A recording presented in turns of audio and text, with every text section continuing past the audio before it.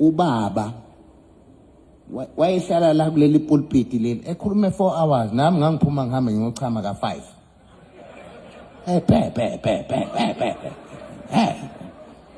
anginazi isikhathi mina ngikhuluma kube kubili kodwa kuyezwela angithi sizwene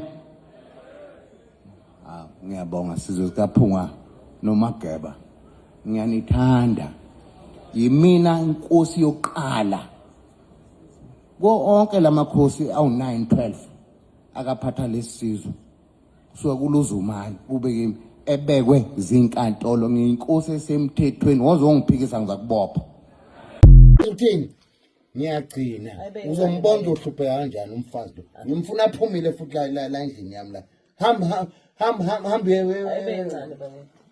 hamba emachobeni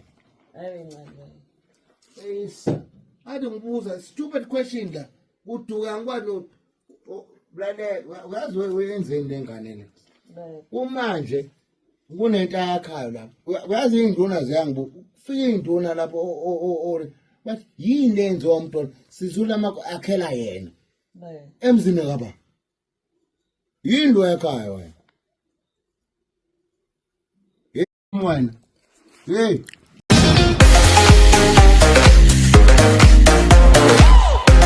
welcome back to Sunday Live Show, and thank you so much guys for tuning in. Well guys, I'm back again with the Mzansi trending stories, and namhlanje ke sikhuluma ke ngestory ke esingemnandi la enkundleni zokuxhumana ke esithinta ke isizwe ke samaZulu ngenxa ye video ke eseculateayo la kuzokala khona ke isilo uMsizulukazi welithini ethuka ke unkosikazi noma ke indlovukazi yakhe yesithathu okaMdolomba uMamiyeni lona ke osanda kushada nje impela so uyazwakala ke emusho ngazo zonke inhlamba ke ungayicabanga njengomuntu imbono ke ihlukene einkundleni zokuxhumana abanye bathi bekungafanele ke okaMdolomba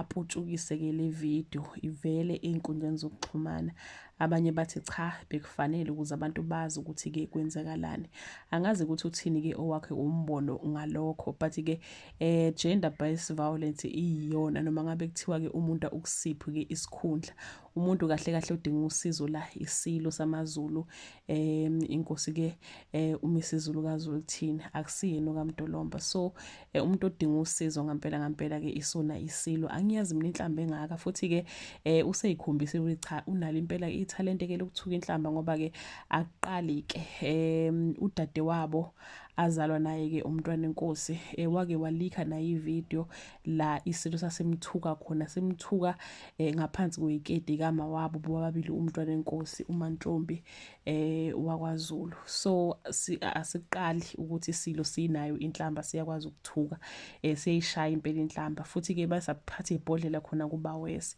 so guys angizokwazi ukufaka ke ivideo ngenxa ukuthi ke igcwele inhlamba futhi mhlambe futhi bangayiblock nabaka YouTube but ke mangabe ke ulayela inkulumo yakhe ke uyeza ukuthi cha ingxabano ibiphezulu kodwa futhi ke it was influenced by ualcohol ke utshwala so last time ngangigcine ngimuzwa ethi ke wabiyeka ke utshwala kodwa kusho ukuthi cha ke ngazawazi ukubiyeka futhi nje ngampela bona ngampela ubumnika ke inkinga noma ubumnika ke umfutho namandla ukuthi nje ayiveze ukuthi ungumuntu ke onjani ngiyakhumbula guys ukuthi ke kwakuliwa kakhulu ngesikhathi bekwa ke esikhundleni abanye bethi akufanele benkosi abanye bethi kufanele abanye bethi ke it his birthright ukuthi abe inkosi but bose ngazuthi ke leso sinqumo leso sasingalungile impela nomuntu okuyena ke owayesemuva ukuthi ke abekwe esikhundleni ke umntwana ke uma ngosuthu Buthelezi ongasekho naye wathi ehamba emhlabeni wengasajabulile neze ngaye ngenxa ukuthi wamthuka naye but ke kwaba khona ke uxoliso kwawakhona kwakhulunywa kwangazuthi yonke into ke iba kahle kodwa kubose ngazuthi ke ngeke bakwazi ukumfihla anymore ngenxa ukuthi ke uyaqhubeka nokuphila impilo le ongafale ngabe uyayiphila njengenkosi ke ephethe ke isizwe kunenye ke ivideo ke yavela kulezi insuku futhi la kade evela khona esho ukuthi ke ubaba wakhe wekakhulu mo 4 hours ethi pepe usho inkosi eyihlonishwa ngabantu uthi yayithi pepe phakathi kwabantu uthi ke yena ke ukhuluma nje kancane futhi wayeseyapika-ke waveza ukuthi yena uyinkosi yokuqala ebekwe ngokusemthethweni. Uma-ke nje wathi inkente ngomlomo uzohamba wanibophisa ngoba yena osesihlalweni ngokusemthethweni. So guys, I want us to look ekutheni-ke ubekade ethini kahle kahle. Uthi-ke ayikho into-ke eyake yalunga emhlabeni kukhona okaMdolomba phakathi. Athi usaba nokungena naye ebhizinisini ngoba unamabhadi, lo muntu wesifazane unamabhadi, ngathi wachathwa ngesichitho. Aqhubeke-ke athi-ke ngisho abantu abamfuni bayamthuka ku-Facebook, ningayibona izinto abazisho ngaye.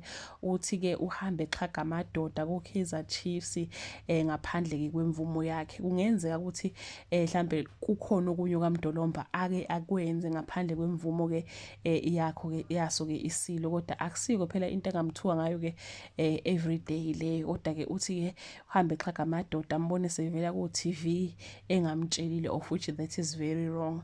But-ke guys, nizokhumbula ukuthi-ke okaMdolomba wakwabonakala yena neqembu le-Kaizer Chiefs bexhawule banika-ke ithemba. Uthi akazi ukuthi-ke lesfe ngeke ngiliqedele lo gama sasiyaphi nesizwe-ke asimfuni.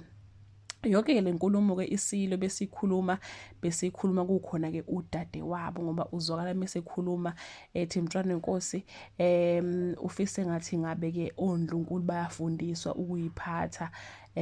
Kodwa futhi guys, even if bangafundiswa, if ukuthi ugana umuntu ongakwazi ukuyihlonipha noma ungafundiswa kanjani angeke uze kukusize. Uthi-ke ufise ngathi-ke umntwana wenkosi-ke udade wabo yena ovezile kathi ufise ngathi oNdlunkulu ngabafundisa ukuyiphatha. Kodwa-ke lo mfundiso kanjwa ngisho-ke ingathi-ke bagcina sebeyothola uthi-ke iSilo sathi-ke ngazothi imfundiso leyo yokufundisa ukuthi umfazi uyiphatha kanjani bagcina sebeyoyithola kwaShembe. Njengoba nazi ukuthi okaMdolomba uyinazaretha ukhonza kaShembe. Uthi hayi lo mfundiso ngazuthi-ke ugcine eyoyithola kaShembe, nalowo Shembe lowo unyazi kuyena nje uyisilima. Guys, ayivula ubaba lo. Hayibo, uthi lo Shembe uyisilima. Niyakhumbula guys ukuthi-ke wabhabhadiswa ngesikhathi nje ezobekwa esikhundleni. Xa mhlawumbe uyezama ngayo yonke indlela ukuthi agcine-ke etholeke i-audience eningi ukuthi imsupport ekutheni agcine sebekiwe njengenkosi, ngoba phela ngalezi zikhathi ezobekwa ngiyakhumbula nje ukuthi uyinazaretha eseyobhabhadiswa, amaNazaretha ejabule kukuhle nje yonke into ihamba kahle.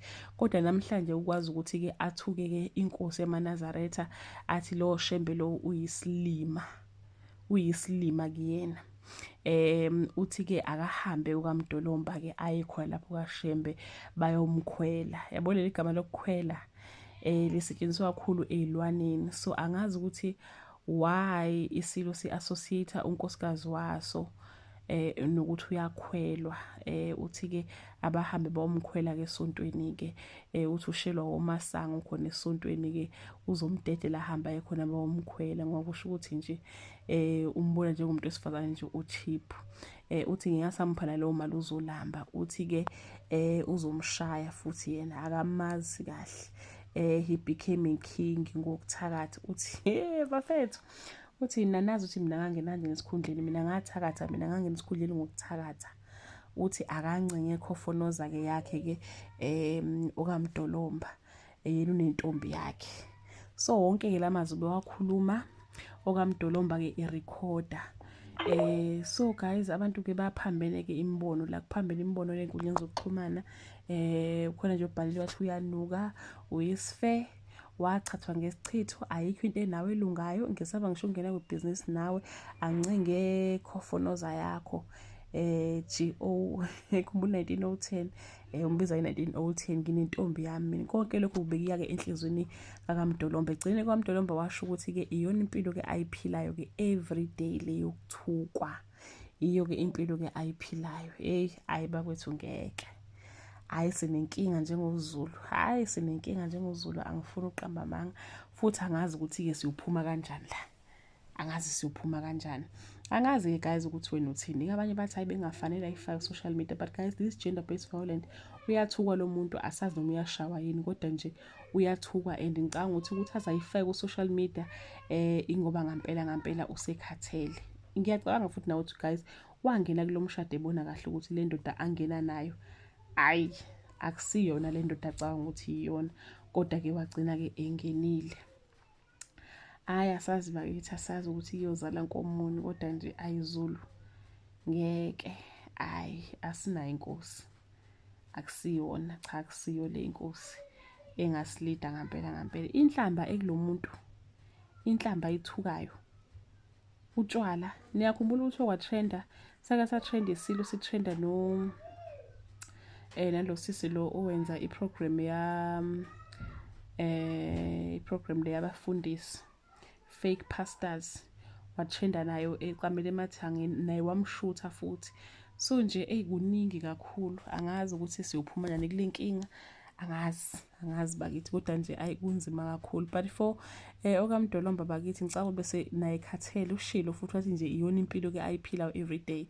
So isitori sakhe singikhumbuza ke isitori sikaMkhwanazi ukuthi ngesikhathi uMkhwanazi ephuma eveza inkohlakalo ekhona emaphoyiseni, naye kwashuka nje kwathiwa bengafanele aye ku-press briefing, bekufanele alandele imigudu efanele. Kwesinye isikhathi imigudu efanele ayisizi, futhi uyabona ukuthi isilo asilaleli muntu, asilaleli ngisho iy'ngane zakwabo. So kukuphi la angarephotha khona ngampela. So nje ngiyacabanga ukuthi mhlampe iyona option yokugcina kade-ke esenayo. So yeah guys, that brings us to the end of this video. Do comment below and share your opinion. Bye.